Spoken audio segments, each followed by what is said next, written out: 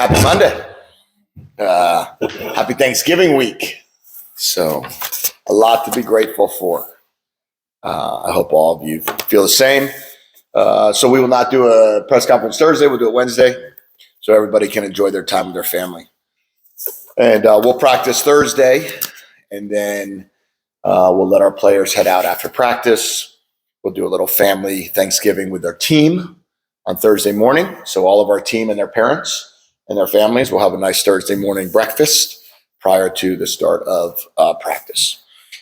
So looking back on the game, I thought it was one of our more complete games that we've played in the last 3 years. I think we've said that a few weeks in a row, but certainly in that game, the way that situation went from the get-go, I think we're holding that team to 3.2 yards per carry, us being able to run the ball at close to 5 yards per clip, getting a special teams touchdown, having 7 opportunities to score, missed on 2 field goals, but maybe it was 8 opportunities.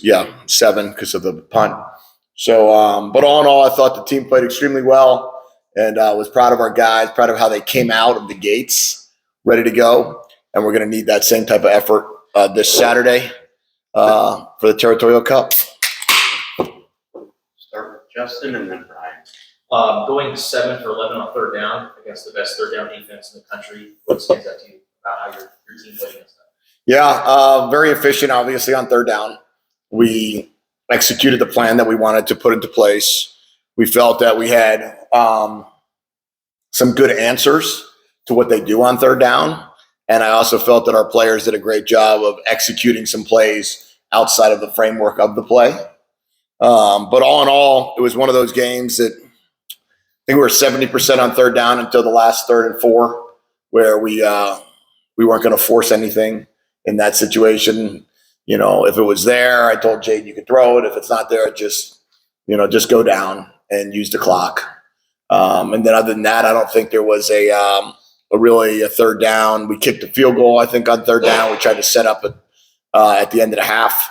But I was really proud of our guys on third down for sure. We've heard throughout the year players talk about T-Mac and how he's talented at everything. Has there been one thing where you've seen him struggle, whether it was on the field or off? No. The guy's unbelievable. I mean, he's unbelievable. I need to take him out on the tennis court, see if he's got anything there.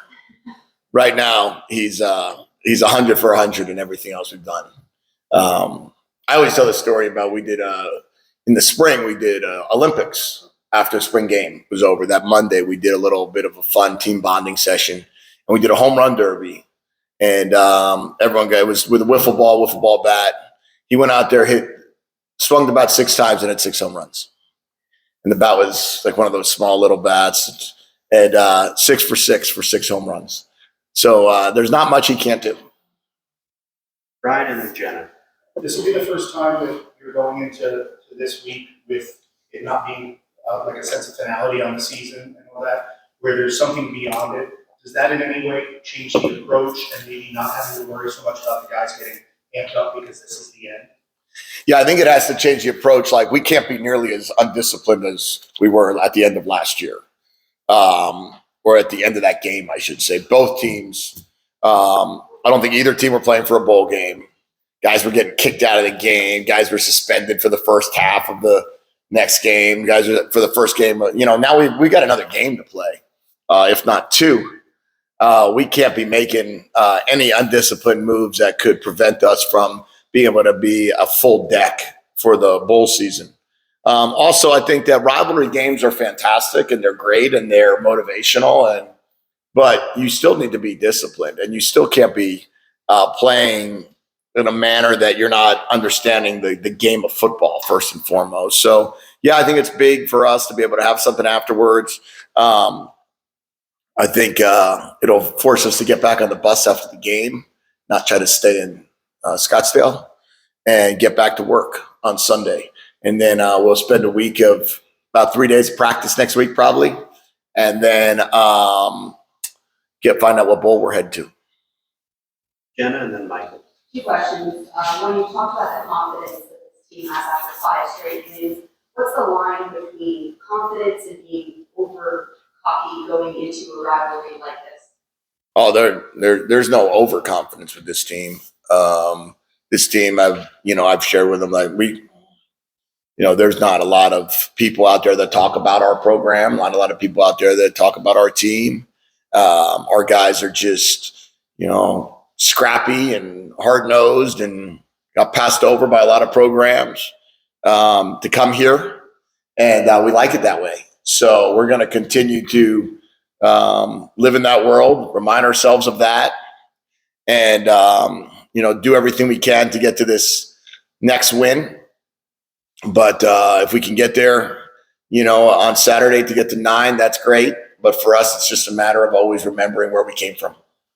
Coach Dillingham up at ASU showed his newcomers a video about the rivalry, so they would really understand what it is. Do the transfers and the players that are newer really understand what this rivalry is about? What are you doing to kind of really fight that fire? Yeah, I just showed them a billboard. Michael and then Jay. 2 questions. I think we've asked you about Isaiah Ward in the past. I don't know if we've ever asked you a question about Anthony Ward, but obviously a huge player, maybe the biggest player in the game. What can you tell us about him? Well, we put him on scholarship this fall. So what was pretty cool is we put Nas and Anthony both on scholarship, and those are the 2 guys that, if you could, remember the video, the big play, Nas took the double team, which allowed Anthony to split him, so to speak, and get up to, right there in front of the punter and block it. So it was certainly one of those that it was kind of a cool deal. It was kind of poetic. It was nice. And our guys loved it. Our guys when we watched it yesterday, it's just a great reminder. You work hard, you be a great leader, you do things right on and off the field. There's going to be times you can be rewarded. And we were able to reward Anthony with a scholarship before the season. Then the football gods were able to reward him with a punt block for a touchdown week 11.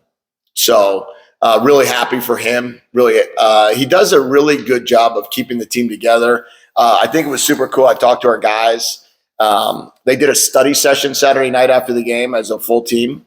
And when they did that, they were all together, from walk-ons to scholarship players, and they all hung out together. I think they said they were just studying. I don't know. I wasn't there. But from what I understand, they never the way our team works together and loves one another. I think you don't know the difference between a scholarship player and a walk-on. You don't know the difference between a guy that earned a scholarship in September and a guy that earned a scholarship 3 years ago when they walked in the door. And I think Anthony's a prime example of that. Definitely have asked you about this before.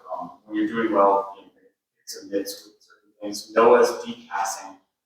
He's 0 for 4 on air yards of 20 plus, and 8 for 27 for the season. Most of the misses have been the ones to outside the numbers. Mm-hmm. What do you think is going on there? And is it just a matter of throwing 1,000 passes like that? Yeah, I talked to Jimmy about that today, actually. That's something we have to get better at, is hitting on those. I look back, and I think we had, at this point in time, I think we're like 30, maybe, we had 132 explosive plays. Last year at this time, we have 107. This year, about 25 different. And probably comes with 1 and 2 passes a game that, we would like to try to hit on outside the numbers. There is some of it that goes into, have you thrown those balls to those receivers all spring? Have you thrown those balls to the receivers all camp? Maybe, maybe not. That could have a little to do with it. Could be when I call it. Maybe we haven't hit it at the right time. We haven't gotten the perfect look. Maybe we've left a couple. It feels like we've left a few outside, which doesn't give you any chance at all. So we're working through it. Some of it's fundamental, some of it's coverage, some of it's just connecting and throwing with the right rhythm and timing. Jay and then Jason. Early in the season, you guys had slow starts for a number of games. Then, like at USC game, I guess it was, that all changed all the way to what you guys did this last Saturday. Is there something you can point to that you fixed, an approach you changed, different play calling that you gave the game? What can you point to that caused that? No, I think you guys were more focused in on the slow starts than I was, really. I know that there was a couple games that we only had 2 possessions in the quarter, and then we scored the first possession of the second quarter, and we scored against NIU. I know we all talk about the Mississippi State game, that we wound up going down 14-0 there. And then, UTEP, I think we had a chance to score in the second. I think it was the second drive, and then we fumbled the ball. So I don't know. I just think it kind of happened that way. I think it was kind of meant to just as the year went on. I think we were just going to get to a spot where we don't punt a lot. We try not to punt a lot.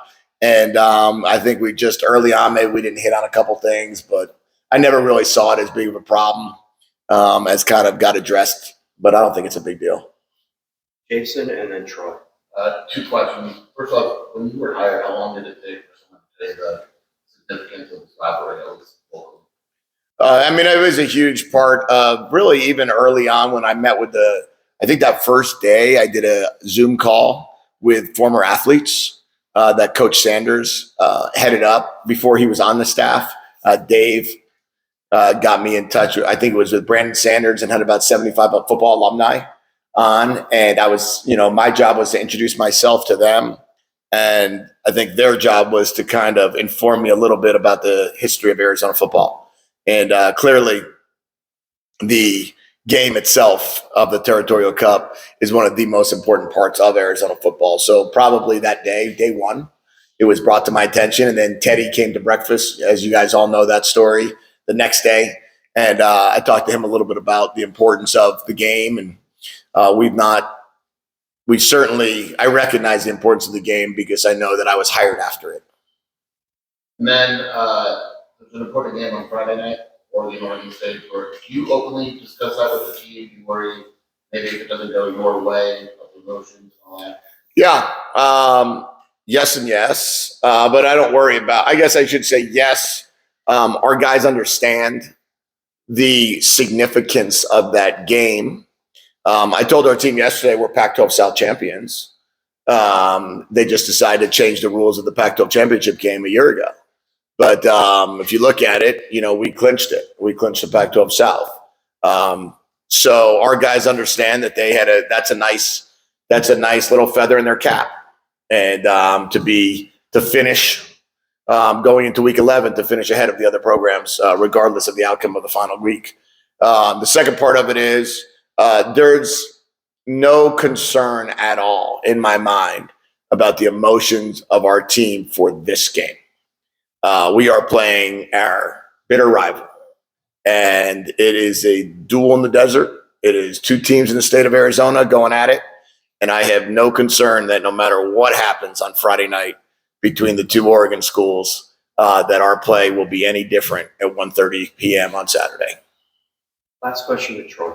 Last season, Mike Wiley had a big game, won the MVP of that game. Jordan Morgan wasn't able to participate because of the injury. What do you think this game means to him? Because although he was on the team last year, he didn't get to participate in that game. Yeah, brought to their attention that there was, I think, 13 players total that were Arizona Wildcats when the game occurred here in 2020. Of the starters, you're talking about Jordan Morgan, Mike Wiley, Traden Stukes, and I guess Kyle Ostendorp. I think were the guys that are right now off the top of my head that may not have played in the game in 2020, but are now starting in the game here in 2023. It means a ton to them. It's a huge part of their legacy. It's a huge part of what they want to get accomplished here before they leave. They do not want to leave here 1-3 or 1-4, whatever it might have been. They want to make sure they leave here 2-2 and do everything they possibly can to get that done. And then lastly, just the game being on ESPN, kickoff time, what does that mean for the program to have an ESPN game to close things out? Yeah, I think it's pretty cool. 3:30 Eastern time, 1:30 Mountain time, 12:30 Pacific on ESPN. I know Louis Riddick's doing the game. It gives great opportunity and exposure to our players and to our program that I believe that they've earned through the course of the season. And to be that at that time on that station should give our guys extra motivation to play at their highest level and to do everything they can to be recognized for a job well done so far. All right.